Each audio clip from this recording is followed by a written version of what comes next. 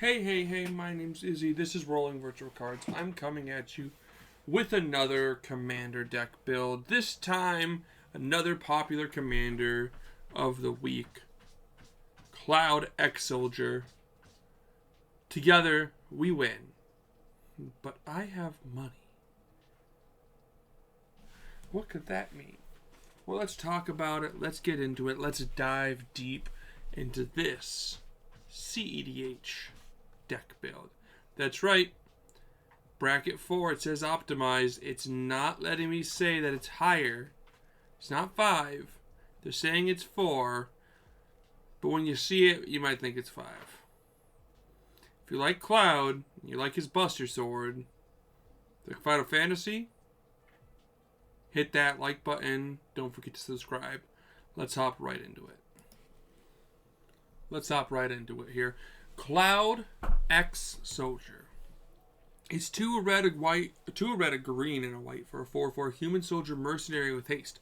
When it enters, attach up to 1 target equipment you control to it. When Cloud attacks, draw a card for each equipped attacking creature you control.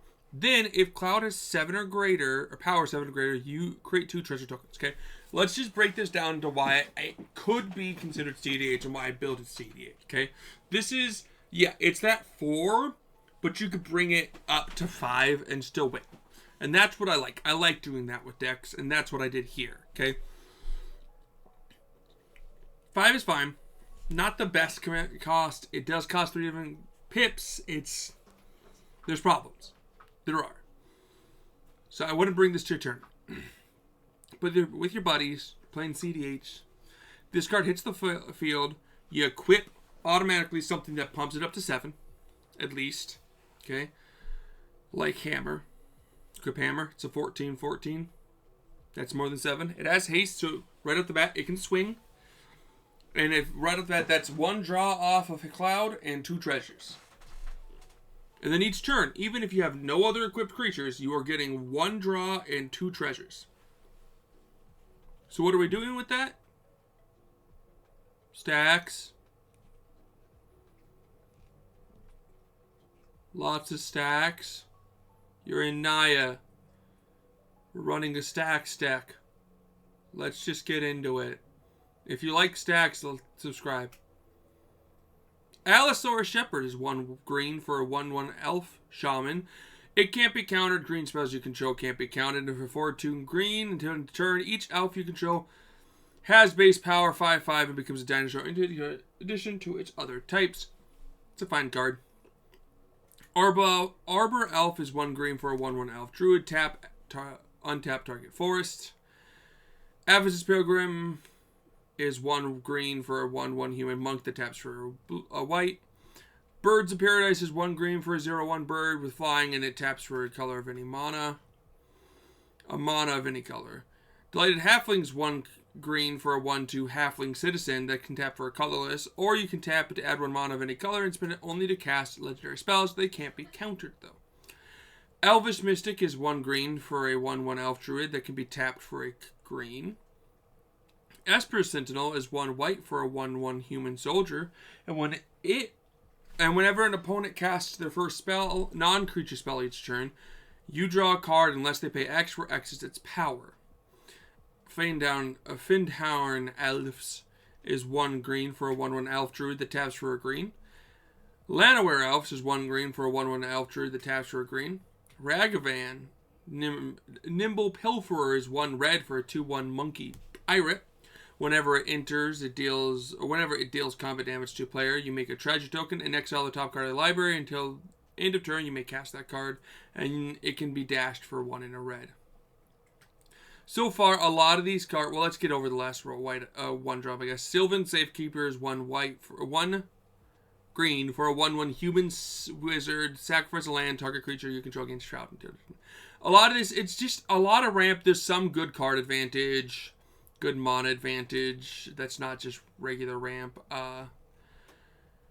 But the goal here is all these small guys might not be great, and yes, they do die to Orcish Bowmaster. A lot of things do in this deck.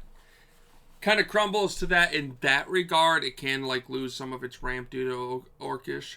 But they are cheap things that can be equipped. So being able to just like put an equipment on Elvish Mystic and swing with it at someone that might not be able to kill it is good, because then you can just draw an extra card.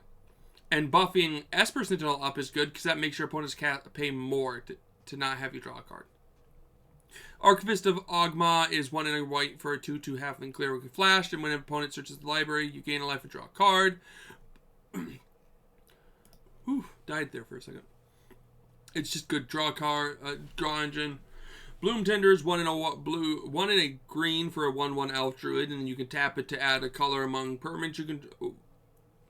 For each color among permanents you control, you add 1 mana to mana pool. Once Cloud is out, it taps for 3, but otherwise it usually taps for at least 2. You don't have a lot of red permanents out, but you do have a lot of green and white. Dauntless Dismantlers, 1 and a green for 1 and a white. Man, I'm colorblind today, apparently. 1 and a white for a 1/4 human artificer. Artifacts your opponents control into the battle tapped, and for 2x and a white, you can sacrifice it to destroy each artifact with mana value X. So this is a great way to slow down your opponent's turn 1, and it's a great way to remove threats if needed. Destiny Spinners, 1 and a green for a 2/3 human. Creature and enchantment spells you control can't be countered. For 3 and a green, target land you control becomes an XX elemental creature with trample and haste until a turn where X is the number of enchantments you control, and it's still a land. So this is just a way to stop your opponents from countering your hate bears. Drath Magistrate is another great turn 1 play. 1 and a white for a 1/3 human wizard. Your opponents can't cast spells from anywhere other than their hands. It honestly just means they can't cast their commander. Aetherspawn Canoness is 1 and a white for a 2/2 human cleric. Each player who has played a non-artifact spell this turn can't play additional non-artifact spells. So you can cast as many artifact spells as you want, but you can only cast 1 non-artifact spell a turn. Works for us because we're playing a lot of equipment. Grand Abolisher is 2 white for a 2/2 human cleric. During your turn, your opponents can't cast spells or activate abilities of artifact creatures or enchantments. This just stops your opponents from doing stuff on your turn. Lion Sash is 1 and a white for a 1/1 equipment cat. Pay a white, exile target card from a graveyard. If it wasn't a permanent, put a 1/1 counter on Lion Slash. Equipped creature gets +1/+1 for each 1/1 counter on Lion Slash. Reconfigure 2. This is good to just equip onto something else. It's good graveyard hate, and then it can auto-equip to your commander. Ornithopter of Paradise is 2 generic for a 0/2 Thopter with flying, and it taps for any color. Thalia, Guardian of Thraben, is 1 and a white for a 2/1 human soldier with first strike, and non-creature spells cost 1 more to cast. This just slows your opponents down. Tossing this turn 1 is hilarious because then everyone's all like, oh, I was going to do stuff. Even if you're last in turn order, this just goes, they're all like, I got my turn 2 play. This is going to totally work. That's a Thalia. And then you're like, yeah, well, what was that about a turn 2 play? What do you mean? I could hear you thinking. So, slows them down, makes them go, now I gotta wait an entire rotation. Which changes the entire game up. Because that gives you more time to drop stuff. Oh, that's not supposed to be there. Give me a second. Okay. I thought I had cleared that one out. I can't have no ETBs. Cloud needs his ETB. So, Voice of Victory is 1 and a white for a 1/3 human bard with Mobilize 2. So whenever this creature attacks, you get 2 1/1 red warrior creature tokens, and you sacrifice them at the beginning of the end step. But the main part here is your opponents can't cast spells during your turn. Not a bad idea. Not a bad thing. Archon of Emeria is 2 and a white for a 2/3 Archeon. Flying, each player can't cast more than 1 spell each turn. Non-basic lands your opponents control into the battle tap, so this slows your opponents down.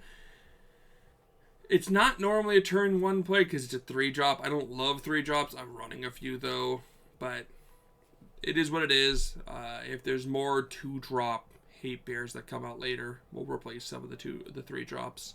Maybe do an update on this deck. I like this. I like Cloud as a character, and I like this commander in general. I like weird commanders like this. No win conless decks, kind of like win conless Stax decks. But this just stops your opponents from doing stuff, right? It slows everyone down and then slows your opponents a little bit more down. And it's a flyer, so you can slowly hurt people.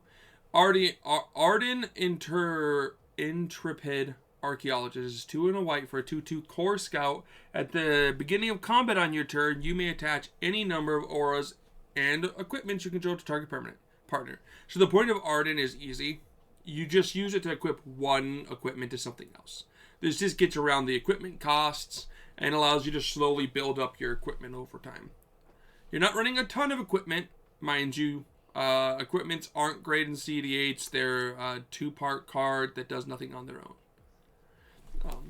You could get around that by using stuff like stuff with for Meriden or hero cards from the new Final Fantasy set that come in with something and equip it, but those aren't good. Most of them are bad cards. Avian Mind Sensor or Avian Mind Sensor is 2 and a white for a 2/1 bird wizard with flash and flying. If an opponent would search their library, that player searches the top 4 cards of the library instead, slows them down from searching. Captain Lannery Storm is 2 and a red for a 2/2 human pilot with haste, and when it attacks, you get a treasure, and you can whenever you sacrifice a treasure, it gets +1/+0 to the turn. This is just ramp. It's weird to see something like this. This is not normally a CEDH card, but the idea here is that this is a slow deck. You're slowly playing the game, so getting Captain out turn 2, turn 3, and just getting a treasure every single turn can help you eventually get your commander out. Because you're not going to be drawing into a bunch of ramp, you're going to be slowing the game down, and drawing into Captain going, cool, now I can get my commander out eventually. Fabian Elder is similar. It's 1 a white and a green for a 0/0 tree floor druid with vigilance, and it gets +1/+1 for each color among permanents you control, and you can tap it for each color among permanents you control. You add a mana of that color. It taps for 2 at least, which is good, and then as long as you have a red guy on the field, like Captain or something, you get that third. Quetzal Malamet Exemplar is 1 a green and a white for a 3/3 cat warrior. Your opponents can't cast spells during your turn, which normally I don't need that many of those cards in this deck, but whenever one or more creatures you control with power greater than base power deal combat damage to a player, draw cards. So this will be able to hit 2 different players, and since you're running equipment, that you'll have greater power than your base, and you can get at least 1 card off of Cloud. Manglehorn is 2 and a green for a 2/2 beast, and when it enters the battlefield, destroy target artifact, and artifacts your opponents control into the battlefield tab. Great way to just slow your opponents down again, and to pop some problematic card. Professional Facebreaker is 2 and a red for a 2/3 human warrior with menace, and whenever one or more creatures you control deal combat damage to a player, create a treasure token. Sacrifice a treasure, exile the top card of your library, you may play that card this turn. So this allows you to get 3 treasure tokens a turn, and then allows you to use those treasures to draw cards. Or get card advantage, you exile them, but yeah. Ranger Captain Eos is 1 and 2 white for a 3/3 human soldier, and when it enters, you search the library for a creature card with a converted mana cost 1 or less, reveal it, put it into your hand, then shuffle, sacrifice Ranger Captain of Eos. Your opponents can't cast non-creature spells. So this slows your opponents down, or this can stop your opponents from winning, protects your win, which a lot of times, here's my cat, which a lot of times your win is just, or you're stopping them is just like, let me sack this guy so they can't stop me from like pushing in for a win. Honestly, your win is just stop your opponents from winning and then just keep beating them up. But this also gets you Esper Sentinel. Runic Armasaur is a classic old CEDH card that I'm bringing back here. This is 1 and 2 green for a 2/5 dinosaur. Whenever an opponent activates an ability of a creature or a land that isn't a mono ability, you may draw a card. This includes fetch lands. But there's a lot of activated abilities out there that aren't mana abilities that people are activating, and Runic Armasaur draws you cards for them. Tyler's Provisioner is 2 and a green for a 3/2 Elf Scout with landfall. When a land is the battlefield under control, you either make a food or a treasure. You're never making a food. You're always going to make a treasure, and that treasure is always good because that treasure is going to get you that ability to get mana. And again, 1 treasure each turn, or if you have a fetch, that's 2 treasures. That gets you to your commander. Beast Whisperer, you're running a lot of creatures, and Beast Whisperer maybe 4, which no one loves, but for 2 and 2 green for a 2/3 Elf Druid, whenever you cast a non-creature spell, or whenever you cast a creature spell, draw a card. This just gets you a lot of draw off your small creatures. And then Ellisnorn Grand Cenobite is the closest thing you could say is a win con in this deck. 5 and 2 white for a 4/7 Praetor with vigilance. Other creatures get minus a +2/+2, and other creatures you control get +2/+2, and other creatures your opponent control get -2/-2. So you just wipe the airfield of their small guys, buff all your small guys, and push for game. That's the point. 3 sorceries. Steel Shaper's Gift is 1 white for a sorcery. Search the library for equipment, reveal it, put it in your hand, shuffle. Open the Armory is 1 and a white for a sorcery. Search the library for an aura or equipment card, reveal it, put it into your hand, then shuffle. This, yeah, both puts into your hand. That's great just to grab to grab whatever equipment you want. And just because Will is 2 and a red for a sorcery, choose 1. If you control a commander, you may cast a spell. Or when you cast a spell, you may choose both. Add red for each card and target opponent's hand. Exile the top 3 cards of your library. You may play them this turn. It's usually 5 red mana, and then you get 3 extra cards, and that can help you just push for win. Or at least an advantageous spot. 6 instances. Crop rotation. This just grabs you Gaia's Cradle for the most part. This is 1 white, 1 green for an instant as additional cost to cast a spell. Sacrifice land. Library for a land. Put it on the battlefield and shuffle. You grab Gaia's Cradle. It taps for how many lands or creatures you control. Enlightened Tutors are white for an instant. Search your library for an artifact or enchantment. Reveal it. That card. Shuffle your library and put it on top. You can grab Soul Ring with this or an equipment. Your choice. Path to Exile is and Swords to Plowshares are both similar. They're both 1 white for an instant. Exile target creature. Swords gives them life equal to their creature's power, and Exile gives them a basic land. Search for the Frozen Esper. This is just Nature's Claim. This is 1 green for an instant. Destroy target artifact or enchantment you control. Gain 4 life. And then Silence. 1 white for an instant. Your opponents can't cast spells this turn. This just turns your opponents off. So, great way to stop your opponents from winning. 22 artifacts. Chrome Mox, Lotus Petal, Mox Diamond, Mox Opal, Paradise Mantle, Mana Vault, Soul Ring, Arcane Signet, Fellware Stone, Grim Monolith are all ramp spells. You should all know what they do by now. But Chrome Mox is 0 for an artifact. It enters, you exile a non-artifact, non-land card. It taps for any colors of the exiled cards. Lotus Petal is 0 for an artifact that can be tapped and sacked for any color. Mox Diamond enters for 0, is a 0 drop that enters. You discard a land and taps for any color. Mox Opal is a 0 that enters that has Metalcraft, so it can tap for any color as long as you have 3 or more artifacts. It includes itself, so you just need to control 2 other artifacts. Paradise Mantle is a 0 artifact equipment, and you equip for 1, and the equipped creature can tap for 1, or gains the ability to tap for a mana. Mana Vault's 1 generic for an artifact that doesn't untap during your untap step, and at the beginning of your upkeep, you can pay 4 to untap it, and at the beginning of your draw step, if it is tapped, it deals damage to you, and you tap it for 3 colorless. Soul Ring costs 1 and taps for 2. Arcane Signet you pay 2 and it taps for a color in your commander's identity. Fellware Stone, you pay 2 and you tap it for a color that your opponent can produce with land. Grim Monolith is 2 generic for an artifact, and it doesn't untap to your untap step, but you can pay 4 to untap it, and you can tap it for 3 colorless. Those are the ramp spells. Outside of that, for artifacts, we have Colossal Hammer, which is 1 generic for an artifact equipment. Equipped creature gets +10, and loses flying, but that equips to Cloud, turning them on. Commander's Plate does the same thing. It's 1 generic for an equipment that gives a +3/+3, bring it to a 7/7, and it has protection from each color that isn't in the commander's color identity, which in this case is white and blue, not white, black and blue. Prying Blade is 1 generic for an equipment. Equipped creature gets +1/+0. When equipped creature deals combat damage to player, create a treasure token.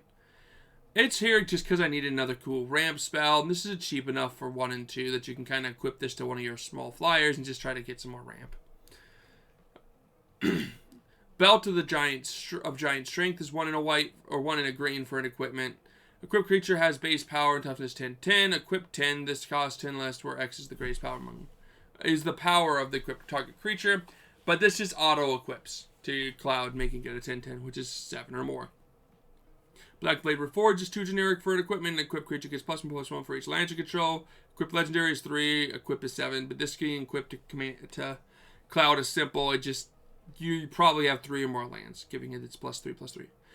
Conqueror's Flail is 2 generic for an equipment. Equipped creature gets +1/+1 for each color among permanents you control, which is a +3/+3. And then as long as it's equipped as long as this equipment is attached to a creature, your opponents can't cast spells during your turn. And then Ondrual Flame of the West is 3 generic for an equipment. Equipped creature gets +3/+1, and when equipped creature attacks, you make 2 tapped 1/1 spirit creature tokens with flying, and if that creature is legendary, instead there's 2 are tapped and attacking. Bladehold War Wisp is 1 a red and a white for equipment for Mirrodin, which means it enters equipped to a 2/2 red rebel, and then equip abilities you activate of other equipment cost 1 less to activate, and equipped creatures have double strike. That's the point. The main thing here is just to give everything double strike. Buster Sword is 3 generic for an equipment. Equipped creature gets +3/+2. That does trigger Cloud, which is cool. Whenever equipped creature deals combat damage to a player, draw a card. Then you may cast a spell from your hand with mana value less than or equal to the damage dealt to that player. It's without paying its mana cost. It's just kind of cool ramp and cool draw or card advantage, and then good way to cheat some cards out. Catechist Staff of Hermes is 2 and a white for an R equipment. Equipped creature has lifelink. As long as you have 30 or more life, equipped creature gets +12/+5 and has indestructible, and prevent all damage that would be dealt to this creature, and equip is 2 white. This will just auto-equip, and since you start with 40 life, this will just give it +12/+5. The One Ring, obviously, 4 generic for a legendary artifact, indestructible, and as long when the One Ring hits the battlefield, if you cast it, you gain protection from everything until your next turn, and at the beginning of your upkeep, you lose 1 life for each bird encounter on the One Ring, and then you can tap it to put a bird encounter on the One Ring and draw a card for each bird encounter on the One Ring. Just a good way to draw cards. And the great hinges here, because your commander is going to be at 7, so 7 and 2 green for a legendary artifact. This spell costs X less to cast, where X is the greatest power among creatures you control, so it can just cost 2 green. And tap for 2 green, you gain 2 life, and whenever a non-token creature enters the battlefield under your control, you put a 1 counter on it, and you draw a card. Enchantments, just a few here. Monologue tax, 2 and a white for an enchantment. Whenever an opponent casts their second spell each turn, you create a treasure token. This just happens more often than you think nowadays, and being able to get that treasure is very helpful in this deck. Shadow in the Warp is fantastic. 1 a red and a green for enchantment. The first creature spell you cast each turn costs 2 less to cast. This makes all your 3 drops usually just a 1 drop. And it makes your commander a 3 drop, which is great. And whenever an opponent casts their first non-creature spell each turn, this deals 2 damage to that player. That second part is just kind of like, okay, cool, but you're running this for its reduction. Guardian Project is 3 and 0 green for an enchantment. Whenever a non-token creature enters the battlefield under your control, if it doesn't have the same name as a creature you control, draw a card. Or a creature in your graveyard, draw a card. So since it's a singleton format, you just draw a card. And Smothering Tides, 3 and 0 white for an enchantment. Whenever an opponent draws a card, they may pay 2. If that player doesn't, you make a treasure. So it's a lot of treasure. Good ramp. And then you got some decent lands here. I'll just scroll so people can see them. So let me go to the bottom and I'll do my normal scroll. Running I think 29 lands here. So let's talk about the deck. The point of this deck, the whole goal, the idea of the deck truly is to just use Cloud to draw cards and just slowly beat the crap out of your opponents. Now you might say, that doesn't sound CEDH's. It is. Here's the thing. Right now, CEDH is in this weird spot where they really want to be mid-rangey hell. You don't want to win first. The problem with trying to win first, if it's not like on turn 2, if you're like going for your classic turn 3 win like you used to do back in the day, what happens is that your opponents end up doing this really annoying thing where they stop you fairly easily. But now everyone's, because they can't let you win, right? You can't just go, oh, okay, cool, I guess we lost the game. No, you got to stop them. But since everyone put their stuff into trying to stop them, then player B, who goes second, wins, because no one has a way to stop them. Control decks don't normally work, like full-on, like counterspell control decks, because there's not enough. You can't counterspell 3 players out of the game. So control decks are out of the game. You can't do it that way, okay? Aggro decks in CEDH are just I win turn 2. They're I win turn 1 or turn 2 and maybe turn 3. You can go for your turn 3, but you're going to run into issues when you do that, okay? So you're looking at mid-range hell, where your goal is, if you're not going to win turn 2, your goal is turn 1, set up some ramp. Turn 2, set up some card advantage, and then go from there. Just use that card advantage to get the interaction to stop your opponents from winning, so that way they can stop, and then you have interaction for your protection, so you can go for a win, and they can't stop you, and you're like, boom, bang, pow, I win, you lose, good game, right? That's what the goal is. The problem with that, the underlining issue, is people just run so much interaction and so many counters, so much removal. But people don't want to run individual removal cards. They want to run counter spells, because I can't destroy your win con for the most part. I have to counter it. So destroy target enchantment, when most times an enchantment doesn't help. And that's where everything falls to piece, okay? Something like Esper Citadel dies to everything, which is why... but it's a 1-drop. This is a great turn 1 play, right? Okay. But something like...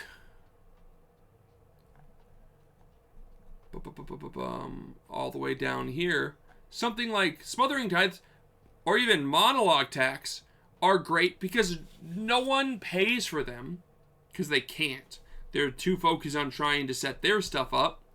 And then even on top of that, they're an enchantment. No one runs enchantment removal. Almost no one does, because there's not enough good enchantment removal, and when there is, it's just single target, destroy target enchantment, which isn't good. So what this deck does is it says, okay, what if just like Hate Bears? What if Stax? Where does Stax fall? Okay, and Stax are have been the only way to ever run control in Commander, because they hit everyone, right? But that's the issue. People are like, well, they hit everyone, so they hit you, and that's problematic. You don't want them to hit you, because hitting you means that you're going to be slowed down too, right? You'd rather just win than stop your opponents from winning, right? And that's true. That's so true. If that's your play style, okay? I love just stopping my opponents from winning and attritioning them out of the game. And yeah, I'm not in blue, so I can't counter you. I'm not trying to interact with my opponents. I'm going to rely on my other opponents to interact with my opponents. They can all interact with each other. I'm just going to play these Hate Bears. And the thing is the issue with Hate Bears is you have to be very, very deliberate.